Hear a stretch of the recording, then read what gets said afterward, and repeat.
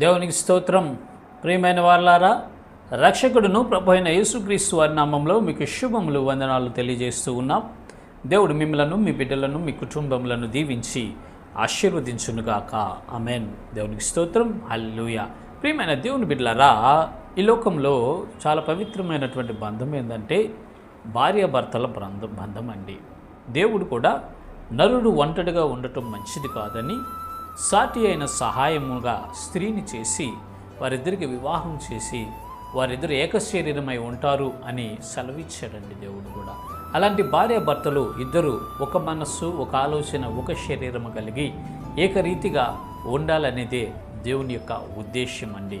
అంత మాత్రమే కాదు కానీ భార్యపై పూర్తి అధికారము, భార్య శరీరంపై పూర్తి అధికారం భర్తకు మాత్రమే ఉంటుంది.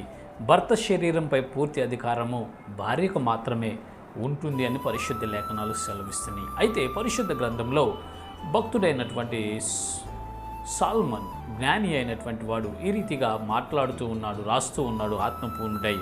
సామెతల గ్రంథము 5వ అధ్యాయము 18వ వచనము. నీ యవ్వన కాలపు భార్య యందు సంతోషింపుము. దేవునికి స్తోత్రం. హల్లెలూయా. ప్రతి పురుషుడు, వివాహము జరిగినటువంటి ప్రతి పురుషుడు తన యవ్వన కాలపు భార్య యందు సంతోషించాలంట.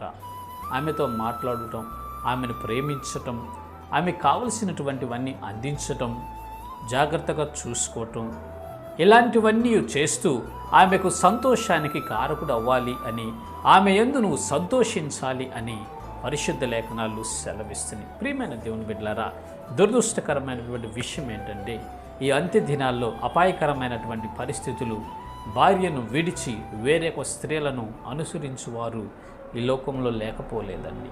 భర్తను విడిచి వేరొకరిని ఆశించి పాపము చేస్తూ ఉన్న స్త్రీలను లేకపోలేదు. భయంకరమైనటువంటి పరిస్థితుల్లో ఈ దినాన ఈ లోకము ఉన్నది అని మనము గుర్తించాలండి. దేవునికి అది అయిష్టమైనది, అసహ్యకరమైనది.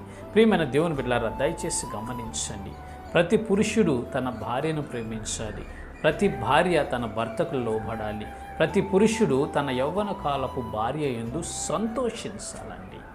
అంతేకాని పాప జీవితము కలిగి వేరే స్త్రీలను ఆశించి, అన్య స్త్రీలను, వ్యభిచారులను ఆశించి వ్యర్థుడై శాపానికి గురై తన కుటుంబానికి శాపాన్ని తెచ్చిపెట్టుకునేవాడిగా పురుషుడు ఉండకూడదు అని పరిశుద్ధ లేఖనాలు సెలవిస్తున్నాయి.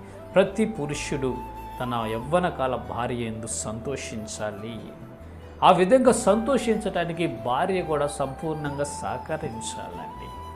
అన్ని విషయాల్లో సహకరించాలి. అతన్ని మాటకు విధేయురాలవ్వాలి.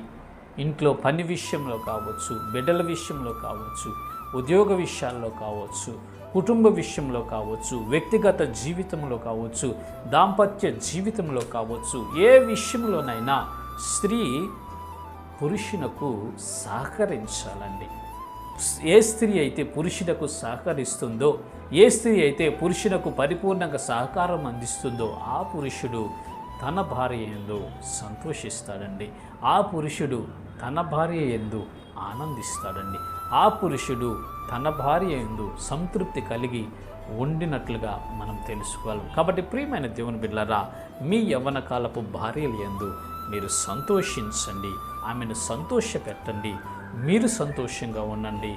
మీరు ఆనందముతోనూ, కుటుంబంలోనూ, బిడ్డలతోనూ సంతోషించుచు, దేవునిని స్తుతించుచు, దేవుని కట్టడలు, దేవుని విధులు, ధర్మశాస్త్రం మీరు అనుసరించి నడుచుకోనండి.